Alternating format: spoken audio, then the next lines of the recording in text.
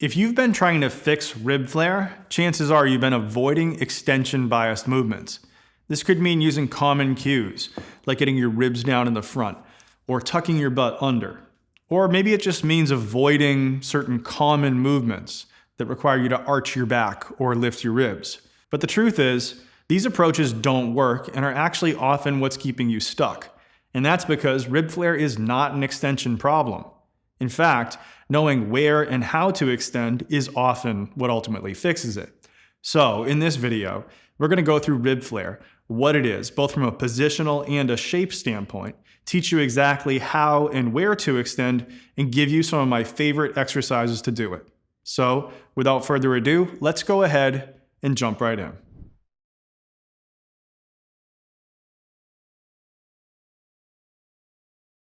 So what is rib flare and why is it not an extension problem? Rib flare, as it sounds, is this outward and forward movement of the lowest part of the rib cage. Now, as I'm doing this, what you're going to notice is that my thumbs are pulling the rib cage wide, side to side, and then my fingers are compressing the front of the rib cage to create that flared appearance. And this is exactly what happens in rib flare. We not only have a change in the position of the entire rib cage, but we also have a change in the shape of the rib cage. Now, the third component, which I talked about in another video, which I'll link up here somewhere, is that we also usually have difficulty managing pressures between the abdomen and the diaphragm. But for the sake of this video, we're going to just cover position and shape because those who claim that it's an extension problem only focus on the position. What they'll say is that in rib flare, we're arching the back and thrusting the lower rib cage forward. And of course, this is true, but what I want you to see is that if I thrust the lower rib cage forward alone, I actually don't create that same flared appearance at the ribs. And in fact, if I consider this from a shape perspective, you'll notice that as I thrust the lower rib cage forward, I actually bring these ribs closer together, which is the opposite of what we showed in terms of the usual shape in rib flare. So, to be able to create that flared appearance, I not only have to shift forward, I actually have to flex in the rest of the rib cage to create that flared appearance. So, to reverse engineer this problem, we simply have to reduce the extension at the lower rib cage, while increasing the extension in the rest of the rib cage. When we do this, we're able to take the shape that we see in rib flare and reverse it. Now, in a second, we're going to go through a few exercises that use this exact step-by-step process to get positive changes with rib flare. But before we can do that, we must understand one additional component that explains why we're thrusting forward at the lower rib cage to begin with. Once we understand this, we can build that in as well, and this will help us to get changes that stick. Now, to understand why the ribs are thrusting forward, we must understand something about human movement. Humans are always trying to propel themselves through space and get forced down into the ground. Now, the normal way that we're going to do that during walking and most of our other movements is by a slight amount of anterior pelvic tilt.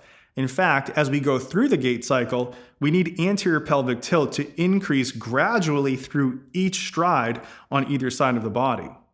If we can't do that, the body will find another way to propel ourselves through space. And this is where we see the body thrusting the ribs forward and then taking the rest of the spine along for the ride. Now, in these cases, it can seem like the whole body is extending, when in fact, what we're seeing is usually just a compensation in the rib cage for a lack of movement down below. In this case, we not only need to be able to get the ribs back here at the lower rib cage and to extend up in the rest of the rib cage, but we also need to get the ability to move through the hips to restore that underlying normal propulsive strategy. So now let's jump into the exercises, first addressing the rib cage and then tying it together with the movement of the lower body. All right, so this first exercise is a hook lying pullover. This is going to help us to get the lower rib cage back against the support surface and then teach us how to move the upper ribs into extension to restore both the position and shape of the rib cage. So to start here, we're going to lay back. We're going to take a weight in both hands and reach up as we exhale. As we do this, the lower ribs and rib cage are going to come down to the support surface. Then from this position, we're going to reach up and back with the hands as we take a breath in. This is going to help us to expand that upper rib cage while keeping the lower rib cage against the support surface. Then to return, we're going to exhale without compressing the sternum down, and imagine bringing those ribs together from side to side. We'll then pause for a brief second and repeat. Inhaling as we're coming back, reaching up and back with the weight, feeling those ribs come up and away without losing the lower rib cage. Then we're going to exhale to return, keeping a tall sternum and imagining those ribs coming in from side to side. We're going to repeat once more. Once again, inhaling, reaching up and back. Upper ribs come up, lower rib cage stays down. And then exhale to return without compressing that sternum. We're then going to repeat this for a number of reps, anywhere between 3 and 10 breath cycles. Take a rest, and then repeat this for an additional 1 to 2 sets. Now, once we have that skill, we can move on to exercise number 2, where we're going to create the same position and shape, but using slightly different muscles. And in this case, we're going to be using the muscles on the front of the neck. Now, believe it or not, in rib flare, we often have a hidden forward head posture, if not an obvious forward head posture. So the lower ribs come forward in space, then the front of the rib cage compresses down, and the head often sits in what appears to be a neutral position. However, when we bring the lower rib cage back, the head then often sits ahead of the body until we can get those front ribs to come up and back. Now, one of the best ways to get these ribs to come up and back is by getting that head to come back over the lower rib cage as we use the muscles in the front to actually lift those upper ribs in coordination with our diaphragm. Remember, the scalenes and sternocleidomastoid muscles actually participate in taking a nice deep breath in and can help us to lift those ribs and sternum up. So in this exercise, we're going to set up with the back nice and square against the support surface, just like we did in the last exercise. Then we're going to hang the head off the side of the bench, doing this either with hand support, without a weight, or with a weight, depending on our strength level of the neck. We're then going to tuck the chin down to engage the deep neck flexors, and then exhale as we allow the head to move back, primarily moving at the lower neck. We're then going to inhale as we come up, which is going to engage those scalenes and further assist in creating the shape that we want. Then we'll pause and repeat. Exhaling on the way down, moving through the lower neck, dragging those upper ribs back, helping to create that shape change we want. Then inhale to return to the start.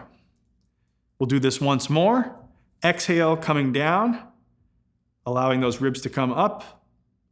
Then inhaling as we return, reinforcing that shape.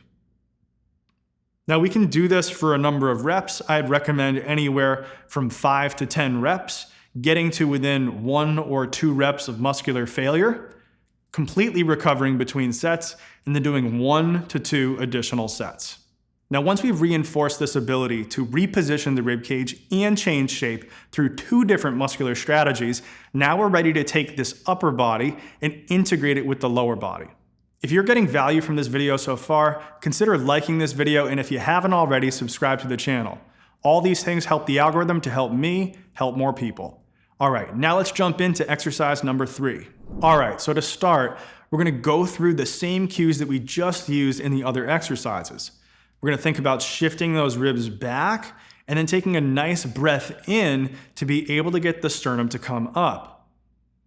Now, from this position, with a little bit of tension in the belly from that inhale, we're going to sit back through the hips and make sure that we're not thrusting the ribs forward. Then, from that bottom position, we're going to push down through the ground and return to the start.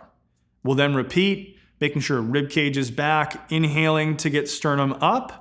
We can continue to inhale as we go back or hold the breath. Then when we get to the bottom, we'll exhale to return to the beginning. All right, so there you have it in terms of the exercises. And as you may have noticed, we're working primarily on improving 2 skills. Exercises number 1 and 2 worked on position and shape. These are the things that are going to actually improve the flare itself. Exercise number 3 was working on taking that new shape and position and integrating it with movement at the hip. Now, we did that primarily through anterior pelvic tilt so that we can create propulsion at the hip without rib thrusting. And this exercise is more what's going to make those changes that we created in steps 1 and 2 actually stick. Now, if you are having difficulty or just want it to be a little bit easier, I have a few things that I can help you with. If you're having trouble with exercises number 1 and 2, go down to the link in the description and pick up my new neck protocol. Right now, as a special offer, you're not only going to get the new neck protocol, but also upper body foundations and breathwork breakthrough. These 3 programs are going to give you all the skills that you need in terms of positioning, muscular activation, and breathing to be able to improve the actual flare. Now, if you're having more trouble with exercise number 3, then you're going to want to check out my lower body foundations program. Inside, we work extensively on helping you understand the rib cage and pelvis relationship, as well as restoring movement through the lower body. And as a special bonus when you get that program, you're also going to gain access to my anterior pelvic tilt series. This is probably something you're not going to find in any other program because, let's face it, this industry is all about trying to reduce or correct anterior pelvic tilt, and no one out here recognizes how important of a skill it is to actually be able to do. So, depending on if you're having trouble with 1 or 2 or 3, go ahead and check out those offers. If you're having trouble with all the above, pick them all up. As always, like, comment. If you haven't already, subscribe. All the things that help the algorithm to help me, help more people. And until next time, peace.